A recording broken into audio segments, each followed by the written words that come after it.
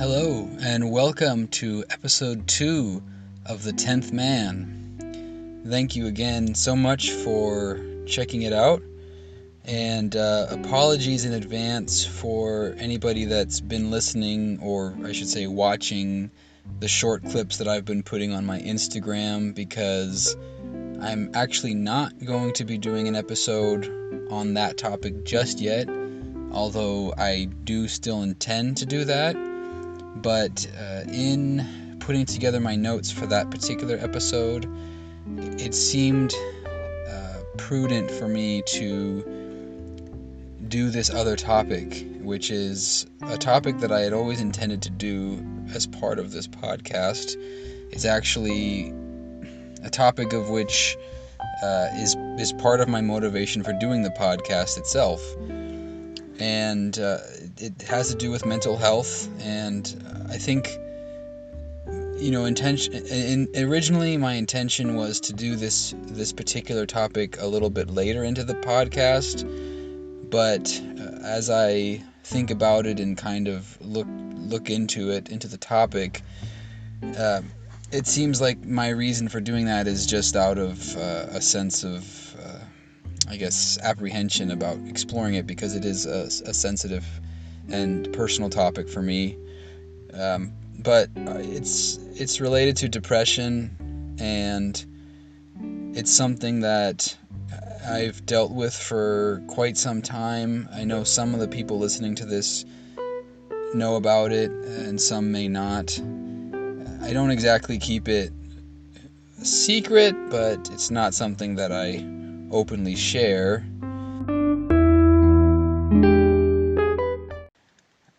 It's something that has existed in my life enough that it has made an impact in certain areas, and it also may have an influence in the topics of upcoming episodes of this podcast.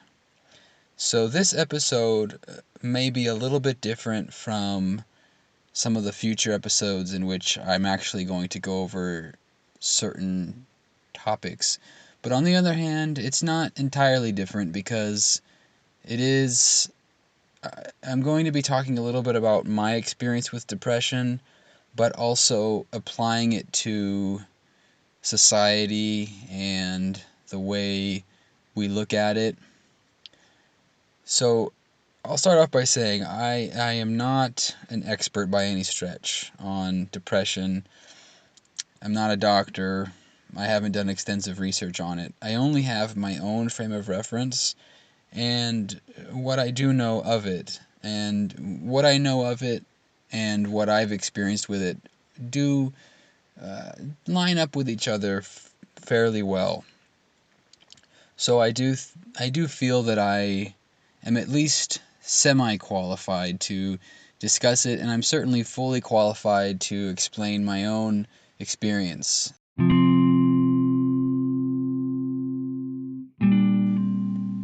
When I finally came to a point about a year ago, actually about a year and a half ago now, that I finally decided to take some real action to fight what was happening to me, was because I had a self-stigma of denial. And I certainly don't hold any stigma or any kind of bad feelings of negativity or judgment towards anybody dealing with any kind of mental health issues. I don't feel that at all. But I did feel that towards myself, and I felt a sense of shame and weakness. And so I really denied that was there, because it's that irrational logic that we have where we somehow think that if we don't look at the elephant in the corner of our room, that it's not there. And so, unfortunately for me, I think that I went without treatment a lot longer than I should have. And in retrospect, years of my life would have probably felt a lot better because I've definitely gotten a lot better in the last year since I've started taking more proactive and tangible steps to try to handle it. Now, going back to the topic that I was looking at earlier in the week when I was talking about certain words, one of the words that came up was triggered, and this word in particular was kind of what motivated me to broach this topic now, because triggered is something that is very real. Now, it's used oftentimes to insult and to sort of imply that somebody is having an overactive, or I should say overreaction to some kind of stress or conflict. And that is certainly true, but my problem with it is that being triggered is a real thing, and I've dealt with it personally, and it's not a joke, and it's not a weakness either. It can manifest for a number of different reasons, reactions to memories of grief, bad relationships, bad experiences, and whatever it is. And you don't have to suffer from depression to experience it. But anyway, that's kind of why I was motivated to kind of tell a little bit of my story.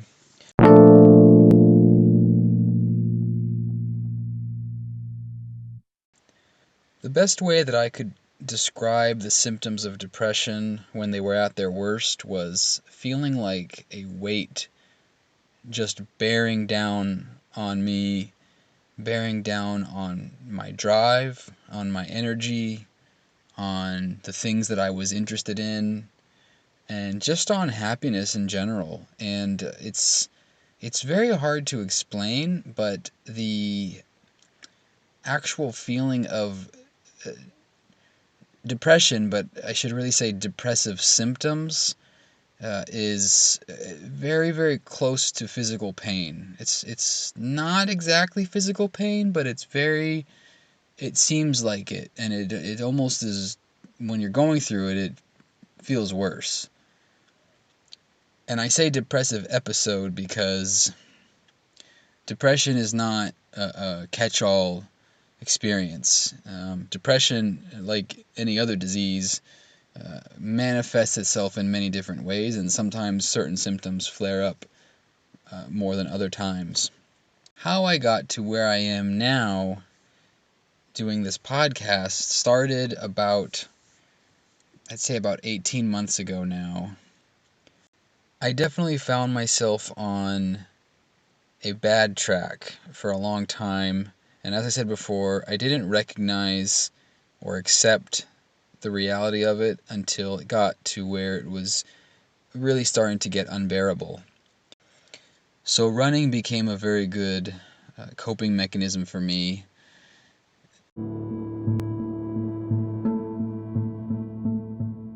Now, at one point, I was feeling especially bad to the point where it was painful.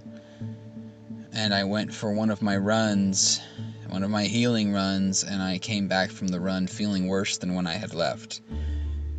And that is a single example of the trend of my coping mechanisms no longer working.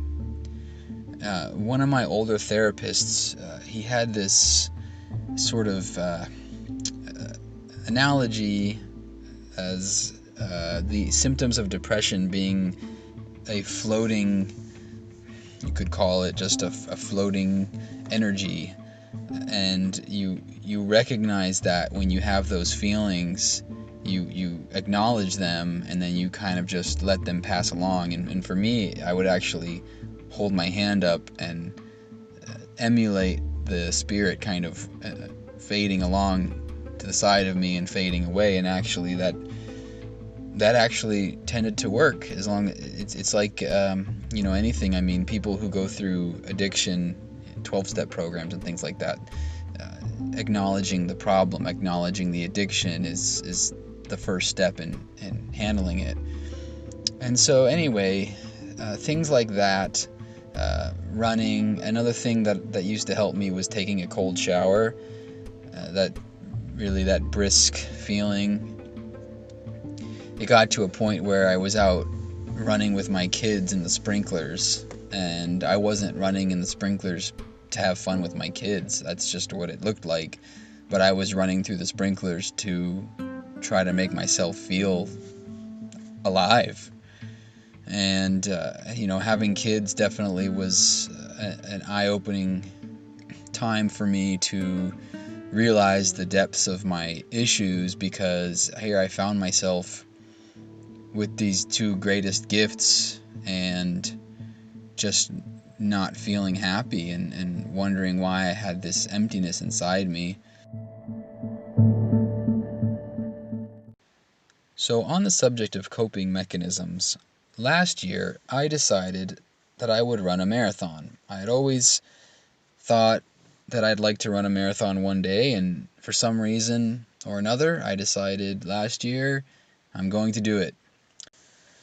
I began training early in 2018, and sometime around mid-April, I discovered a lump down in my lower abdominal area, and it turned out to be a right inguinal hernia. Now, this was my second. I had had a left side hernia about 10 years prior to that. So I ended up needing to have surgery for that, which obviously kind of broke up my training schedule. But my problems really came to a head after that surgery. Like I said, I had definitely been internally suffering for a long time, but having this surgery, I really feel like in a lot of ways saved me from myself, because it really forced me to handle my issues. I was put on Norco for pain after my surgery, and I don't know if you've ever taken Norco. It's a very potent pain medicine, and I also don't drink, so my tolerance for that may not be as high as for some others. So it made me feel quite good.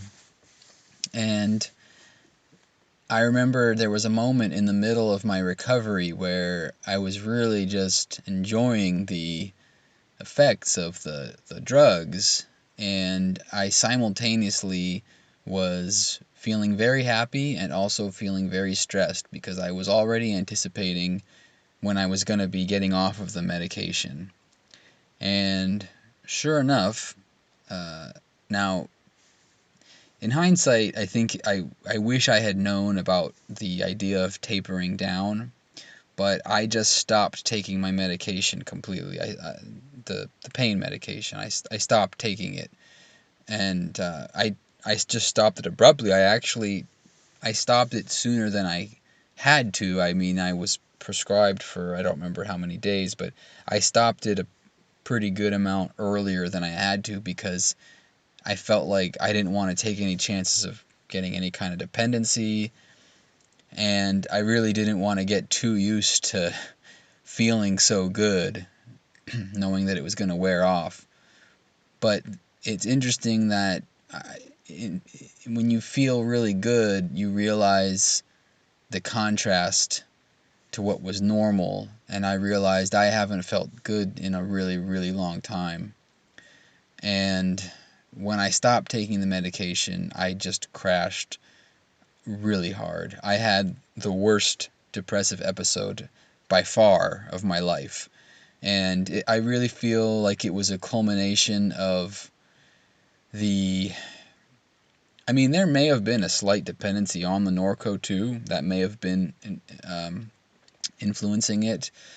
And also just the misery at going back to the feelings that I had before just amplified whatever depressive feelings there would have been anyway. So I crashed really hard, really hard. I had never felt, I don't want to say I was suicidal, but I I contemplated the idea in ways that I never had before. I remember sitting and imagining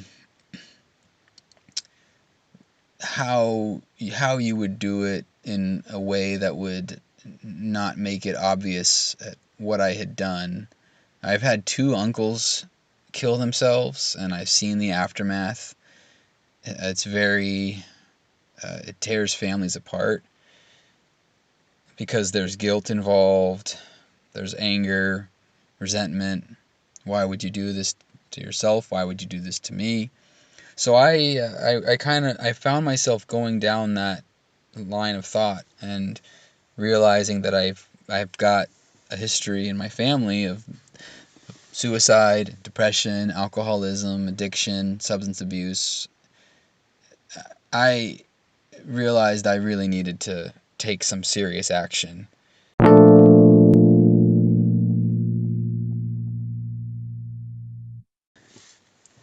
So for just a quick background, if you are aware of my Instagram, not the 10th Man Instagram, but my actual Instagram, you've seen my picture of me and as my daughter. And if you notice in the picture, you'll see Syra has a band-aid going over her left eye. The reason she has that is because on the day of my surgery, while I was in the waiting room before, she had a nasty fall and cut up her eye really good. And she ended up having to go into the urgent care to have that seen at the same time that I was over in surgery. And so anyway, that's why she has that band-aid. And why I think that's significant is I've always felt there's a part of me and my daughter that we have this connection. And it may just be something about daughters and something about girls being more in tune with people, where people are at in their feelings. I was sitting on my couch and I was feeling at just the lowest of the low. And I was seeing my beautiful kids and just hating myself for not being able to appreciate and enjoy it and just sitting in my misery and self loathing. And my daughter came up to me, and I mean, she's 3 now. She was about 18 months at the time. She climbed up into my lap and she just reached up and put her hands on both of my cheeks. And I was just looking at her, and I was feeling, you know, you have to forgive me if I'm getting overly spiritual, but I really felt like she was sensing where I was at and reaching out to try to heal me. So I quickly snapped this photo, which is the photo that you see on my Instagram. And she's actually grabbing my face in the picture, and you can see a smile on my face. And I keep that picture as a reminder of when I was at my lowest point, but also at the point where I had made the decision to get better. And so I really thank my daughter for that moment and for helping me take that next step. I had been seeing therapists for several years, but I realized I needed medication to really help me because, as I said before, the biggest problem for me was that my coping mechanisms weren't working anymore. So when the symptoms were not to the level that they became and I was doing therapy, I was able to manage it to a level that I was at least passably normal or happy. But again, the experience of having that Norco really opened my eyes to how bad it really was. When you see, when you feel when you feel the kind of happiness that you haven't felt in a long time. You realize what you've been missing.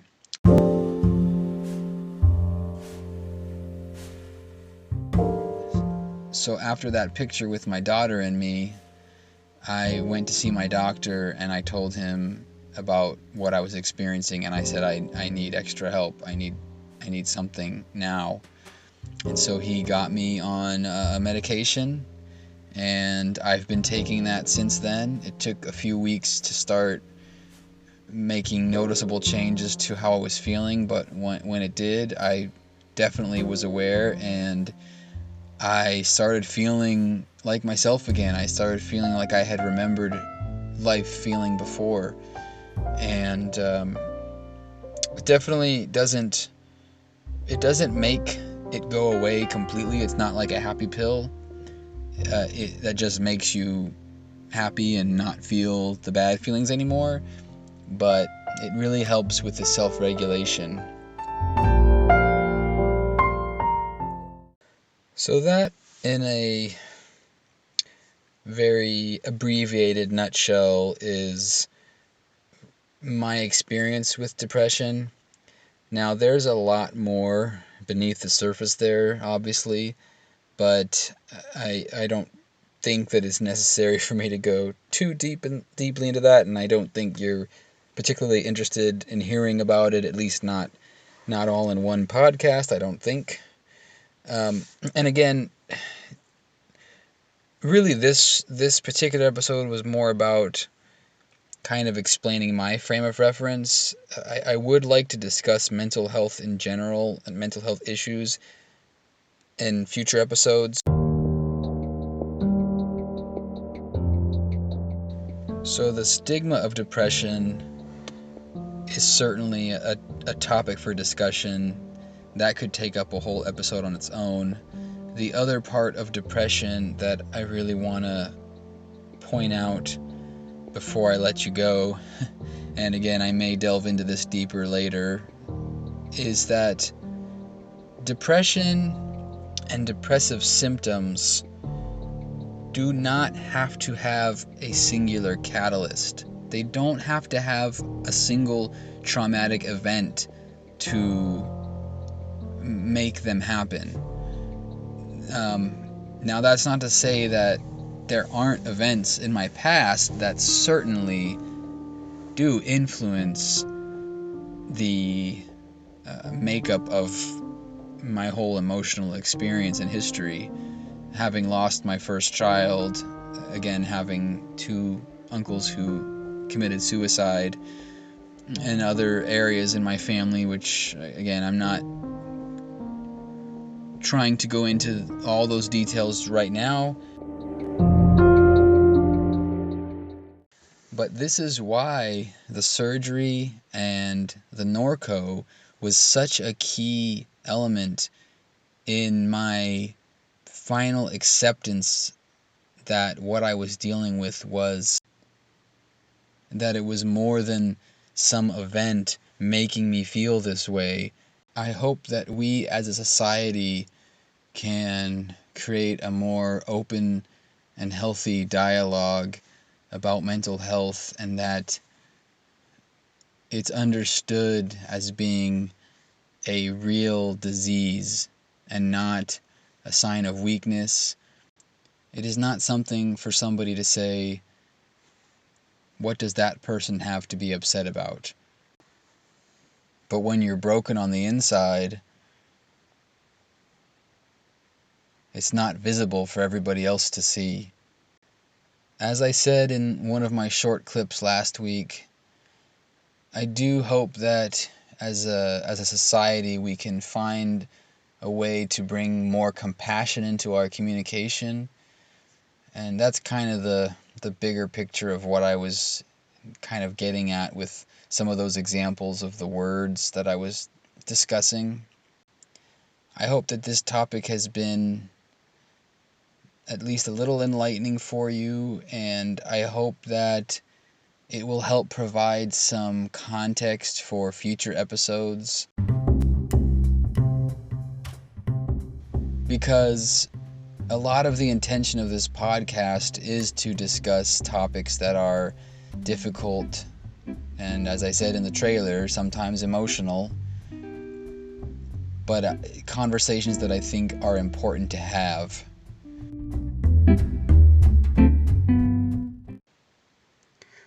Please, if you like what you're hearing, follow me on Instagram and check out my Facebook page for updates and announcements and short video clips.